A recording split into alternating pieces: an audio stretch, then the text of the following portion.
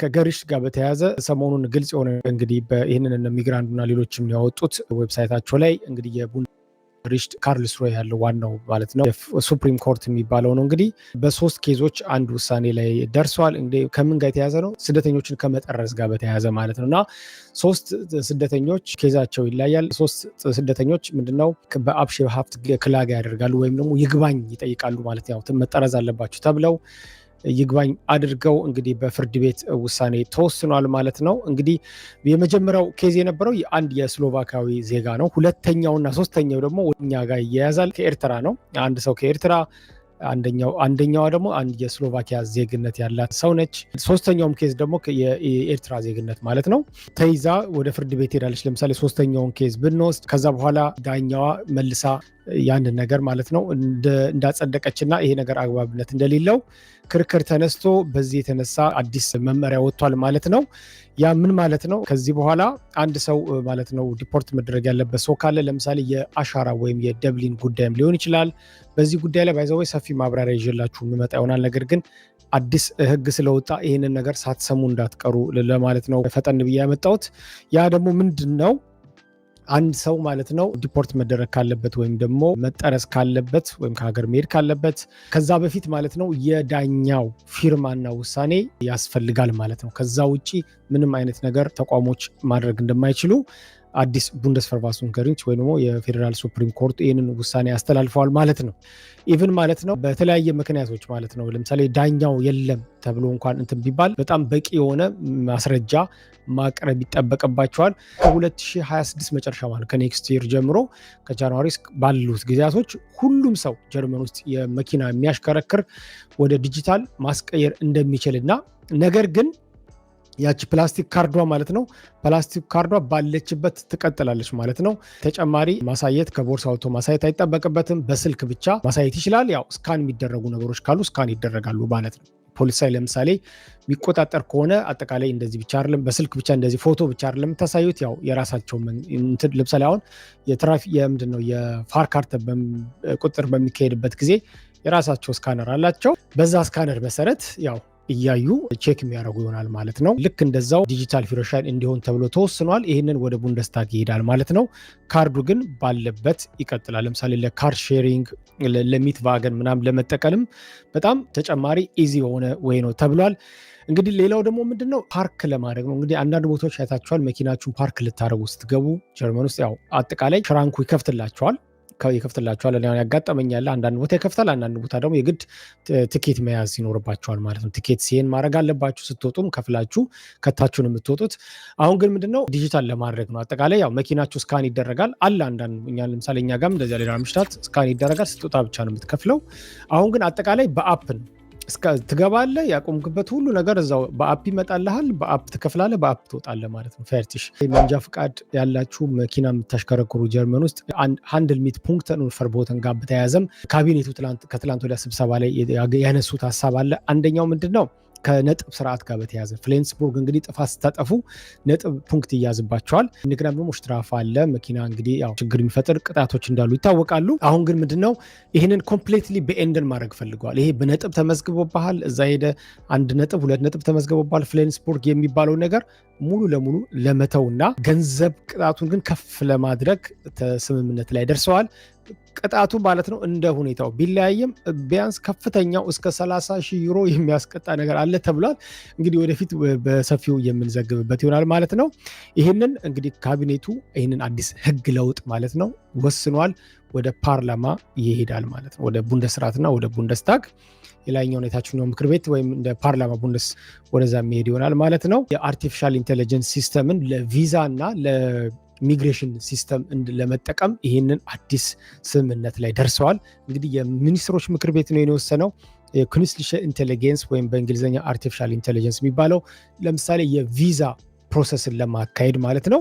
ይህንን የቪዛውን ሲስተም ኩንስትሊሸ ኢንቴሊጀንስ ወይም በአርቲፊሻል ኢንቴሊጀንስ ለማድረግ ይህን ነገር አቀርበዋል። የውጭ ጉዳይ ሚኒስቴሩ ጆዋን ቫደፑል እና የውስጥ ጉዳይ ሚኒስቴሩ አሌክሳንደር ዶብሪት ናቸው። ይህንን ነገር እንትን ያሉት የፔፐር ወርክን ኮምፕሊትሊ ለማጥፋትና በተለይ እነሱ የፈለጉት ምንድነው የፋክራፍት አይንቫንደሩንግ ነው። እንግዲህ እንደምታውቁት ጀርመን ሪጀክት ይላሉ፣ ደግሞ ሰው ይፈልጋሉ የሚል አንዳንድ ጊዜ ለሰውም ራሱ ግራ ይገባል። እዚህ ጋር ሰው ሪጀክት ይላሉ፣ እዚህ ጋር ደግሞ ሰው እንፈልጋለን ይላሉና ይሄ ነገር ዳኒ እንዴት ነው እንዴት ታየዋለህ ለምትሉት እንግዲህ እነሱ የሚፈልጉት ስኪልድ ማን ፓወር ነው። እንግዲህ በግልጽ የሚያሳዩት በተለይ የሄልዝ ሴክተር ላይ የጤና ላይ ሐኪም፣ መምህር፣ ቴክኒክ ነገር ኢንጂነር እዚህ ላይ ነው ሞር እንግዲህ ያው የጀርመን ኢኮኖሚ ያለ እነሱ ምንም ጥቅም የለውም። ያ ማለት አይንሰራራም ነው እና በጣም በከፍተኛ ሁኔታ የስኪልድ ማን ፓወር እንፈልጋለን እያሉ ነው የሚገኙትና ያው እዚህ ጋር እንደምታዩት አዚል የሚጠይቃቸውን ሪጀክት ይላሉ ወይም ደግሞ ላይቀበሉት ይችላሉ። እንደ ኬዙ ኦፍ ኮርስ እንደ ኬዙ ይወሰናል።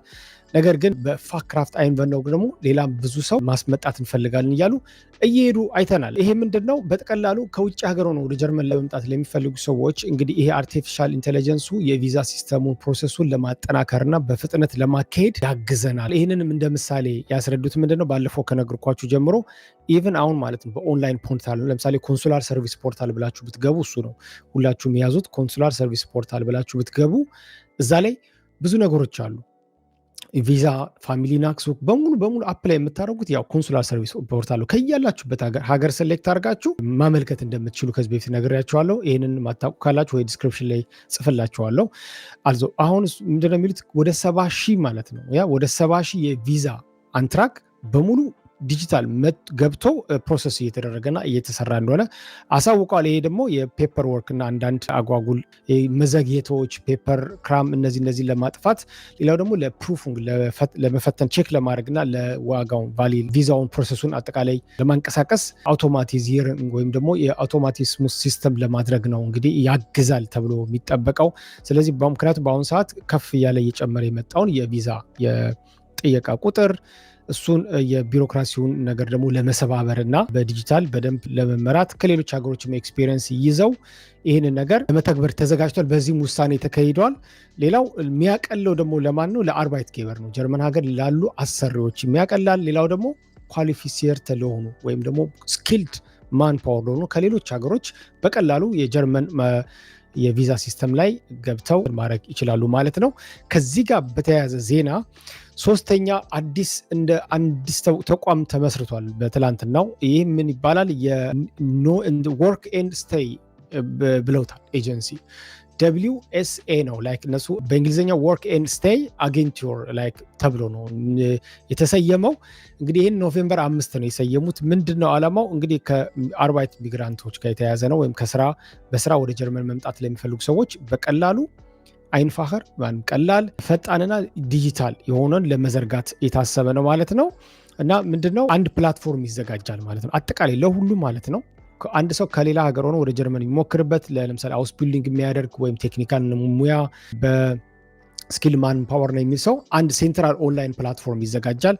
በዛ ፕላትፎርም መሰረት እንግዲህ ሁሉም በወርዶች ማለት ነው የእናንተን ፋይል አክሰስ ማድረግ የሚችሉበት ለምሳሌ የስራ ሚኒስቴር ወይ ስራ ኤጀንሲ እና አንደኛው ደግሞ የውጭ ጉዳይ ሚኒስቴር ናቸው። ሁለቱ ናቸው ሞር እዚህ ላይ ፎከስ አድርገው የሚሰሩት። አንደኛው የቡንደስ አገንቱር ፎር አርባይት የምንለው ወይም የጀርመን የስራ ኤጀንሲ፣ ሌላው ደግሞ የፌዴራል ማለት ነው። ሁለተኛው ደግሞ የቡንደስ አምት ፊር አውስቬርቲገ አንጌሊንግንሃይተን የውጭ ጉዳይ ሚኒስቴር ከሁለቱ የጋራ ጥምረት ነው እና ኮምፕሊትሊ አዲስ ኦርጋናይዜሽን ሳይሆን ወደ ጀርመን የሚመጡ ሰዎችን በደንብ በአንድ ፖርታል አድርጎ ሴንትራል ኦንላይን ፕላትፎርም አዘጋጅቶ ፕሮሰስ ለማድረግ የሚፈለግበት አዲስ ስርዓት መዘርጋቱን በትላንትናው ዕለት ከትላንት ወዲያ ባለው ዲስከሽናቸው ይህንን ነገር ወስነዋል። የጌሴትliche Krankenkassen እንግዲህ አጠቃላይ የክራንከን ካሳዎች ወይም ደግሞ የጤና ኢንሹራንስ በጀርመን እያሳወቁ ነው ከ2026 በኋላ ማለት ነው። ከ2026 በኋላ እንግዲህ በአማካይ ነው የሚለው በአማካይ ወደ 3% ዋጋ ሊጨምር ይችላል ማለት ነው። ያው የአንድ ሰራተኛ ጀርመን ውስጥ እንግዲህ ለጤና ከብሩቶ ወይም ደግሞ ከአጠቃላይ ደሞዙ ከታክስ በፊት 14.6% ሼር ያደርጋል። ያ ማለት 7.3 ሰራተኛው 7.3 ደግሞ አሰሪው ማለት ነውና ይሄ እንትን እንደሚባል ይታወቃል። ነገር ግን በ2026 ማለት ነው አሁን ከፍ ያለ ዋጋ ጠብቁ እያሉ ነው። ያው ቢያንስ ከ3 በአማካይ ነው። ያው ለምሳሌ የቴክኒከር ክራንከንካሰ በትልቁ ጀርመን ማለት ነው ይህንን ነገር ኮንፈርም አድርጓል ወይም አረጋግጧል ጭማሪ እንዳለ። ነገር ግን መንግስት ይህንን ነገር ለመደጎም ወደ 2 ቢሊዮን ዩሮ ፓኬጅ ወስኗል። በሽሎሰን አድርገዋል። ነገር ግን ይህንን በቂም አይደለም ብለዋል። እንግዲህ ይህን ሪፕሬዘንት አድርገው የሚናገሩት የሽፒትስ ቨርባንድ ዴር gesetzlichen Krankenversicherung ጌካፋው የሚባሉት ናቸው። እንግዲህ እነዚህ ሽፒትስ ቨርባንድ የሚባሉት እንግዲህ እንደ ቦርድ ናቸው። የክራንከን ካሳዎችን አጠቃላይ የጤና ኢንሹራንሶችን ወክለው የሚናገሩ ናቸው። እነሱ ናቸው ዲል የሚያደርጉት ከመንግስት ጋር። ይህንን ነገር አሳውቀዋል ማለት ነው። ከትራንስፖርት ጋር በተያያዘ ነው እንግዲህ በፊት የምናውቀው የ9 ዩሮ ትኬት የ9 ዩሮ ትኬት ወደ 49 ዩሮ አድጎ አሁን ደግሞ 58 ዩሮ እየተከፈለ ይገኛል። ከጃንዋሪ 2026 ጀምሮ እባክህ እንዳኔ ቼክ አድርግልኝ ባላችሁት መሰረት እንግዲህ ያው ተረጋግጧል። ስለዚህ የ9 ዩሮ ትኬት የነበረው ከ49 58 አሁን 63 ዩሮ ገብቷል። ስለዚህ ተረጋግጧል። ስለዚህ ከጃንዋሪ ጀምሮ ትኬቱ በ63 ዩሮ ነው የሚቀጥለው። ያው የ5 ዩሮ ጭማሪ ነው ያደረገው። ስለዚህ አዲስ አንዳንድ እንትኖች ይልኩላችኋል ይመስለኛል፣ በኢሜል ሚላክ ይሆናል። ያው ከዚህ ወር በኋላ ይህን ያህል ገንዘብ እንቆርጣለን የሚል መልእክት ማለት ነው። የመንጃ ፍቃድ ፈተና ማጭበርበር ጋር በተያያዘ ነው። ባለፈው እንግዲህ ከቋንቋ ጋር በተያያዘ መልእክቴን አስተላልፋለሁ። ከዛ በኋላ እንግዲህ ሰውየው የመጠቀም አለመጠቀም የእሱ ሁኔታ ይሆናል ማለት ነው። ግን ጥንቃቄ እናገራለሁ። ኢንፎርሜሽን እንደዚህ ተገኝተዋል እንደዚህ ሆኗል እላለሁ። ያ ማለት ሰዎችን እናንተን ለማስፈራራት ሳይሆን መረጃ ለመንገር ነው ማለት። አንዳንድ ሰው ምንም ነገር የለም ብሎ ምንም ሀፕን የሚያደርግ ማይመስለው ሰው አለ እና እኔ ደግሞ ኃላፊነት አለብኝ ብዬ ስለማሰብ እንደዛ ነው። በቃ ሰው ይሰማኛል ያዳምጠኛል ብዬ ስለማሰብ እኔ በግሌ ነው እንግዲህ አላውቅም። ስለዚህ እንደዚህ አይነት መረጃዎች ሲኖሩ ለእናንተ ሼር አደርጋቸዋለሁ እንጂ ለማስፈራት ምናምን አይደለም። የተሳሳተ አቅጣጫ የሚሄዱ ሰዎች ካሉ እነሱንም ለመመለስ ይጠቅማል በሚል ነው እና አት ዘ ኤንድ ኦፍ ዘ ዴይ እኛ ስማርት እንሆናለን ስንል ከኛ በላይ ስማርት የሆኑ ሰዎች እንዳሉ ደግሞ ማወቅም ተገቢ ነው ማለት ነው። ይሄ ደግሞ ትልቅነት ነው። ስለዚህ ምንድነው ከዚህ ጋር በተያያዘ የመንጃ ፍቃድ ፈተና ማጭበርበር ጋር እንግዲህ immer mehr Betrug bei der Theorieprüfung in Deutschland ለምንድን ነው ይሄ ወሬ የተነሳው ከተባለ ሰሞኑን እንግዲህ አዲስ መረጃ አለ። ይህ መረጃ ምንድነው እንግዲህ ምናልባት ያልሰማችሁ ሰዎች ካላችሁ ካስል አካባቢ ማለት ነው። ካስል እንግዲህ እኛ ጋር ያለ ነው፣ ሄሰን ውስጥ ያለ ውብ ከተማ ናት፣ ያውቃታለሁ። እንግዲህ ካስል በአንድ የፊሮሻይን ሽቴለ ወይም ደግሞ የመንጃ ፍቃድ መስጫ ቦታ ላይ በሚሰራ ሰራተኛና የሱ ግብረ አበሮቹ በተከሰተ ሁኔታ ነው ይሄ ነገር ትንሽ ስካንዳል የሆነው ሄሰን ውስጥ ማለት ነው። በካስል ከተማ ውስጥ ምንድን ነው የሆነው? አንድ የሰራተኛ እና የሱ ባልደረቦች ከ100 በላይ የመንጃ ፍቃዶችን በህገወጥ መንገድ ቸብችበዋል ተብሎ እንግዲህ በዜና ተረጋግጦ አሁን ጉዳዩ የሚገኘው እሱና ተይዘዋል ባይዘው እሱና የስራ ባልደረቦቹ አሁን በጉቦ ምክንያት ማለት ነው። በሽቴሹንግ ማለት የጉቦ ነው። በሽቴሹንግ እና በኡርኩንደን ፌልሹንግ ወይም ደግሞ የጉቦ በመቀበል ገንዘብ በመቀበልና ዶክመንት በማሳሳት ወይም የተሳሳተ ወረቀት በመስጠት በሚለው በዚህ ጉዳዩ በፍርድ ላይ ሆኖ ከ100 በላይ በመሆኑ ትንሽ ጀርመን ውስጥ በጣም አነጋጋሪ ሆኖ ምናልባት ዜናውን ሰርች አድርጋችሁ ማየት ትችላላችሁ።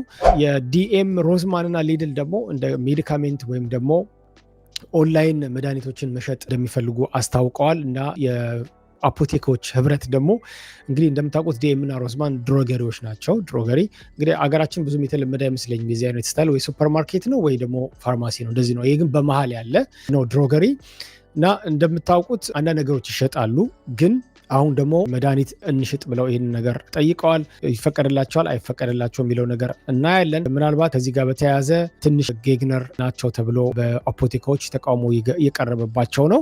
የውስጥ ጉዳይ ሚኒስቴር የዶብሪት ማለት ነው አሌክሳንደር ዶብሪት የሚባሉት እንግዲህ እንታውቃላችሁ አጠቃላይ የባንፍ የውስጥ ጉዳይ ሚኒስቴር አጠቃላይ ናቸው። እንግዲህ አሁን የሲኤስኦ ናቸው። ፖለቲከር ሀሳብ አቅርበዋል። ምንድነው ለማስተማር ያሰቡት? አንድ ጊዜ በአመት የክሪዘን ፎርዞርገ ማለት ነው። ስለዚህ ክሪዘን ፎርዞርገ ማለት አንድ አደጋ ቢደርስ ጦርነት ቢከሰት ወይ የሆነ ነገር ቢፈጠር ልጆች ምን አይነት እንዴት ነው በፓኒክ እንዳያደርጉ ቅድመ ስልጠና እንስጣቸው። ልክ ለምሳሌ አንድ ሰው ኖትፋል ወይም ደግሞ ድንገት የሆነ አደጋ ቢደርስ እንዴት አድርጎ መዘጋጀት የሚለው ለምሳሌ ሽትሮም አውስፋል መብራት አጠቃላይ ኮምፕሌትሊ ቢጠፋ የተፈጥሮ አደጋ ቢደርስ ቀድመን እንዴት ልጆቻችንን ማሳየት እንችላለን የሚል አንድ ሀሳብ አቅርበዋል። በአመት አንድ ጊዜ የዚህ አይነት ትሬኒንግ ይውሰዱ የሚል ሀሳብ አቅርበዋል። የጀርመን ዋና ከተማ በርሊን የኤስባን ማለት ነው ኤስባን አገልግሎት ሌላ እንደገና ከአርቲፊሻል አሁን ብዙ ነገር ካያችሁ ዲጂታሊዜሩንግ አርቲፊሻል ኢንቴሊጀንስ ምናምን ነው እና ምን እየተባለ ነው ያው ላይክ ሰራተኞች እንቀንሳለን አንዳንድ ነገሮች ምናምን እያሉ ነው እና አማዞን ጋር በተያያዘ ራሱ አንዳንድ ነገሮች ሰምተናል አልዞ እና አሁን ምንድነው አርቲፊሻል ኢንቴሊጀንስ ከቴክኖሎጂ ጋር በተያያዘ እንግዲህ የሰው ኃይልን አንዳንድ የሚተኩ ነገሮች እንትን እያሉ ነው እና በዚሁ አጋጣሚ ራሳችንን በተለያዩ ስኪሎች አፕዴት ማድረግ ይኖርብናል። በተለይ በአውሮፓ የምንኖር ሰዎች እኔ ማስበው ማለት ነው የተለያየ ስኪሎችን መማር ይኖርብናል። ቋንቋችንን ማሻሻል፣ ሁሌ ተመሳሳይ ስራ ረጅም ዓመት መስራት አይጠበቅብንም። ራሳችንን አፕዴት ለማድረግ ሶፍት ስኪሎችን መማር፣ የተለያዩ ነገሮችን ማለት ነው አዳዲስ ሙያዎችን መማር፣ አውስ ቢልዲንግ ካለ ማድረግ፣ በጎን ስልጠናዎችን መውሰድ፣ ፎርት ቢልዲንግ ማድረግ፣ ቫይተር ቢልዲንግ ማድረግ፣ እንደዚህ ነገሮችን ማድረግ አንዳንድ ነገሮች እንኳን ቢመጡ ወደ ሌላ ሹት ይሆነናል ማለት በቃ ለየቀየረ ታደርገዋለህ። በቃ ሁሌ ተመሳሳይ ስራ አትሰራም እና የሆነ ታይም ላይ አይ በቃ ይሄ ስራ እኮ በእንትን ተተካ በካኢ ተተካ ብንባል ምን ልንሆን ነው? እና አንዳንድ ጊዜ ንቅት እንበል። ሁሌ ረጅም ዓመት አንድ ቦታ ላይ ተኝተን የሆነ ከረጅም ቅልፉ እንደተቀሰቀሰ ሰው እንዳንሆን ንቅት ማለት አለብን። ዙሪያችንን ማየት አለብን። ፊውቸር ወዴት ነው? ምን አይነት ስራ ነው እየሰራው ያለሁት? አሁን ሰራው ስራ ያስኬደኛል ወይ? ከተወሰነ ዓመት በኋላ ምን አይነት ፊውቸር ነው የሚኖረኝ የሚሉትን ነገሮች በብዛት ማሰብ ይኖርብናል። የሽትራይክ ተነስቷል። ሽትራይክ ባለፈው እንደነገርኳችሁ ቡርገር ጌልድ ተሰረዘ ተብሎ ላይክ ወደ ግሩንድ ዚሸሩንግ ምናምን ተቀይሮ ወደ ተግባር እንደገባ ጃንዋሪ እንደሚጀመር ነግሬያቸዋለሁ። እንግዲህ ከሁለት ወር በኋላ እንግዲህ አዲስ ወግ ነው ተግባር ላይ ቢሆነው። ነገር ግን ይሄ አዲስ ህግ ከጸደቀ በኋላ እንግዲህ ሽትራይክ ኦልሬዲ ኤስፔዴ አንስተዋል። እንግዲህ ኤስፔዴ ብዙ ጊዜ ለስደተኞች ያው እኔ ጥሩ ነው ብዬ ነው የማስበው። የፓርቲውም ደጋፊ አይደለሁም፣ ግን ብዙ ጊዜ ብዙ ነገሮች ለምሳሌ የባለፈውን ስርዓት አይታቸዋል። የአምፕል ስርዓት ላይ በጣም ብዙ ነገሮችን ለማሻሻል ሞክረዋል። እውነት ለመናገር የማይካድ ሀቅ ነው። ብዙም ስደተኞችም ወይም የኢሚግሬሽን ባክግራውንድ ያለባቸው ሰዎችም ፓርቲ ውስጥ አሉ በብዛት እና በ2026 ምንም አይነት ጭማሪ የለም። እንግዲህ አንድ ሰው 563 ዩሮ ጥሬ ገንዘብ ያገኛል ማለት ነው ከመኖሪያውና ከሀይሱን ከማሞቂያው ውጭ ማለት ነው። ለልጆች ደግሞ ከ357 እስከ 471 ዩሮ። የኤልስተር እንግዲህ እንደምታውቁት የኤሌክትሮኒክ የሆነ የግብር ማለት ነው። እንግዲህ ሽቶየር ላይ ስለ ሽቶየር የምታውቁ ሰዎች የግብራችሁን ለማሰራት እንግዲህ ሽቶየር በራተር የሚያማክርም ሰው አለ፣ በራሱም ኦንላይን የሚል ሰው አለ እና ከ2026 አጋማሽ ማለት ነው ፊናንስ አምቲ ምንድነው የሚለው ምንድነው አጠቃላይ አውቶፊል ፉንክሲዮን የሚባል አለ። አጠቃላይ አውቶማቲካሊ ራሱ የሞላላችሁ ነገሮችን በቀላሉ ታክስ ሰብሚት የምታደርጉባቸው ታክሳችሁን ለማሰራት ታክስ ዲክላሬሽን ለማድረግ በጣም ቀላል የሆነ አዲስ ዌይ አለ ተብሏል። እንግዲህ ለዜልብስቴንዲገን ለምሳሌ ለግል ስራ እንዳላቸው ለነሱ ብዙም ሪላይሽተሩን ወይም ብዙም ሪሊፍ የለውም ወይም ፎይት የለውም። ነገር ግን ለቋሚ ገቢ ላላቸው ሰዎች ለምሳሌ ተቀጥሮ ለሚሰሩ ሰዎች በቀላሉ ይህን ነገር መጨረስ የሚችሉበትን አዲስ ሲስተም እያዘጋጀው ነው። ግማሽ በ2026 ላይ ሚታ 26 ላይ ይሄን ነገር በቀላሉ ሰዎች ግብር ኦንላይን መጨረስ የሚችሉበትን ሲስተም አዘጋጃለሁ ብሏል። አውስ ቢልዲንግ እና ቫይተር ቢልዲንግ ምንድነው ትርጉም ይላል። ቫይተር ቢልዲንግ እንግዲህ በሙያ ላይ ሌላ ተጨማሪ ስልጠና መውሰድ ነው። አውስ ቢልዲንግ ግን አንድ ራሱ ቴክኒክና ሙያ ብለን እንደምንጠራው አንድ ሙያ መውሰድ ነው ራሱ። ፎርት ቢልዲንግ ደግሞ ባለህ ሌቭል ላይ ተጨማሪ ስራህን አፕዴት ለማድረግ የምትወስዳቸው ናቸው።